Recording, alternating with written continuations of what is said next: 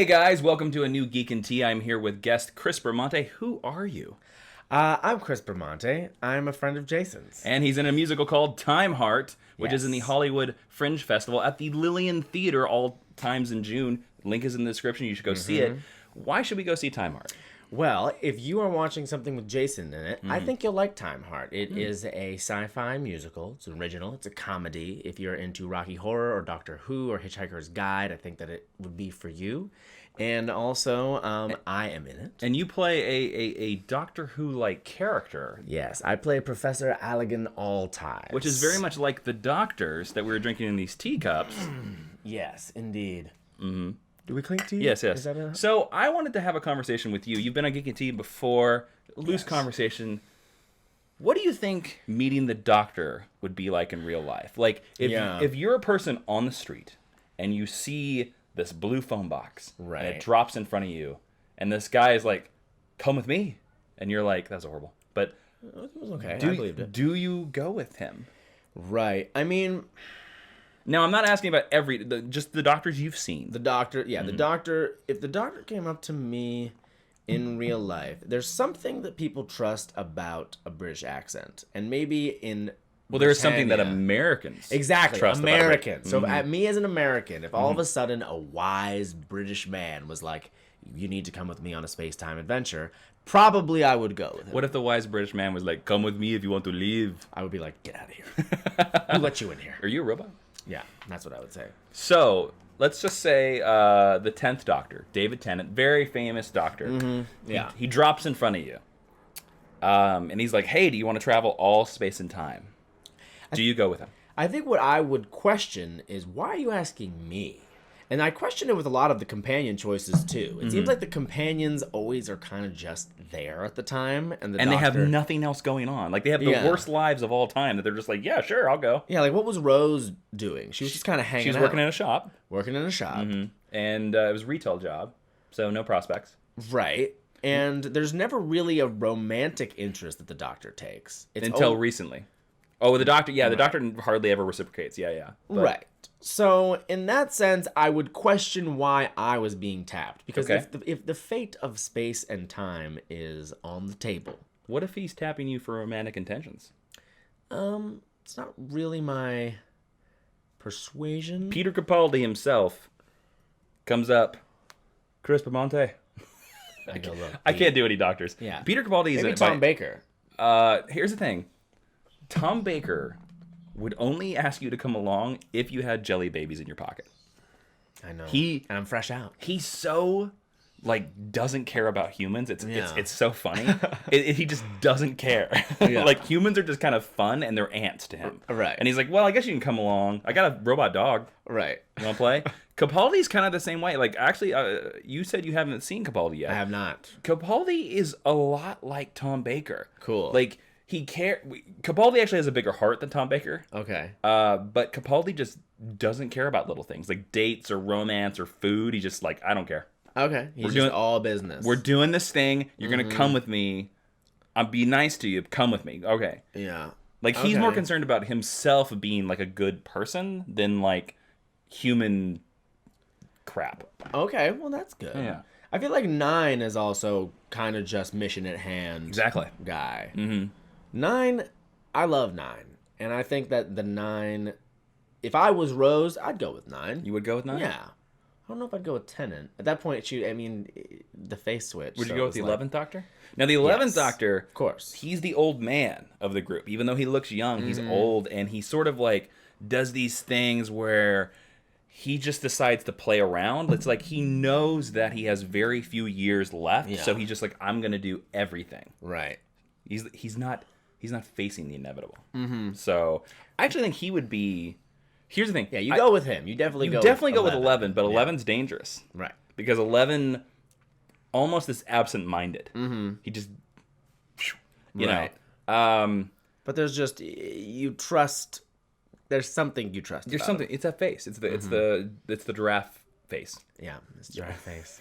You know which doctor would probably be?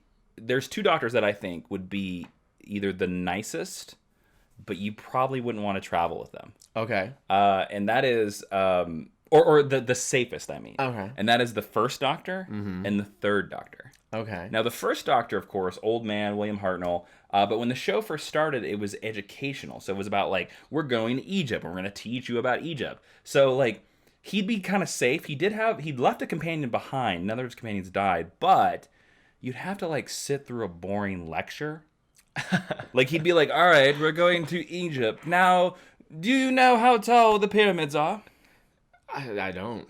And he'd crack you across the wrist and be like, find out, count. And then he'd like just sit there and watch you until you counted. That's the First Doctor. The Third Doctor is... Was he no longer educated? Was the First Doctor the only one that was educational? Yeah, he was like very educational. And they kind of dropped that. They dropped that once they introduced the Daleks. Okay. As soon as the Daleks came into the show on the first season, they kind of dropped the educational, and it became all about like Monster of the Week and doing this stuff. Now the Third Doctor, he's very mod. He's almost like the Austin Powers Doctor because he judo chops everybody. He wears a cravat and he's trapped on Earth. So he's very like 1960s spy. So a lot of his adventures are like, let's go to the party and figure out what's the best martini.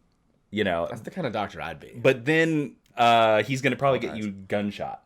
Like, somebody's going to shoot you with a bullet if you're with that guy. Okay. Because he always pissed off the Russians. Yeah, that's definitely the kind of doctor I would be. That's kind of the sort of doctor that Altize is. Altize is like, he's more of a... He's kind of the traveling hobo version of a doctor. So you're very Tom Baker.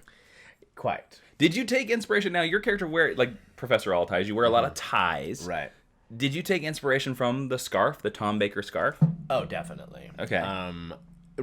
Kind of, you know, I'll what's the word? Retro chic. Sure. I mean, I had the ties on before. I thought that was the thing that kind of made me think, okay. Because we came up with the costumes and characters. We came up with costumes first, then characters. We were doing a 70s themed photo shoot, and we were all just sitting there, and I had all these ties around my neck, and I was like, I'll be Professor Altize. And he's like a jerk, foolish version of Doctor Who. He's a jerk, foolish version of Doctor Who. Wow. Yeah. Doctor Who is already a jerk. Right. Here's my last question. Who has... Now, you've obviously not watched all the Doctors, but you've seen all the Doctors. Right. Who has the best costumer look of all the Doctors? I love 8's look. The sort of... Now, there's kind of Victorian. Yeah, there's two looks for 8. There's sort of... there's the blue Victorian that he's in the movie, and then there's, like, the green archaeologist battle strap 8 costume from the 50th anniversary. So... Totally. That's shifts. Better. He shifts. I like the second one better, but you like the very fancy and the fancy vesty man. I think that is a good look. That is a doctor I would go with. You know, because it's like this guy. He knows how to dress. He knows how to dress, and he probably knows what's going on. And he probably has the key to the Queen's boudoir. And did he? Yeah, of course he did. Okay, of course. Yeah. Now, what's the requirement for a companion? Like, if you had to look at all the companions. You mean like how you dress? Not necessarily how you dress, that too, but if you had, what is the Doctor, because he's the same guy. Yep. What is he picking companions based off of? There's no rhyme or reason, dude. No rhyme or reason. It's just whatever the writers want. Okay. Just whoever they cast. I think the real answer is who do they cast that has the right look? The Doctor's like, that person. Yeah. Because, I mean, Martha had skills you could use when you were traveling through space. True. Martha was a skilled doctor. I think not quite a doctor, but yeah, I think a lot of it is they have to have a connection. The Doctor has to have some sort of like either they save the Doctor's life or they do something noble and he notices it. Yeah. That seems to be the requirement for almost all of them, except for Clara, because Clara was just like he wanted to figure her out. Like she was so weird. And he was seeing her throughout time. Spoiler. Who cares? Spoilers. I follow the Vince Gilligan rule. If it's 2 weeks old, I don't care. But he kind of tried to solve her. But it's a connection. It's a connection. So if you give the Doctor a connection, he'll pick you. So wink at him. Yeah. Like, is that like this? Well, you don't script the mouth. Oh, sorry. Yeah. Yeah. There you go. There's the wink.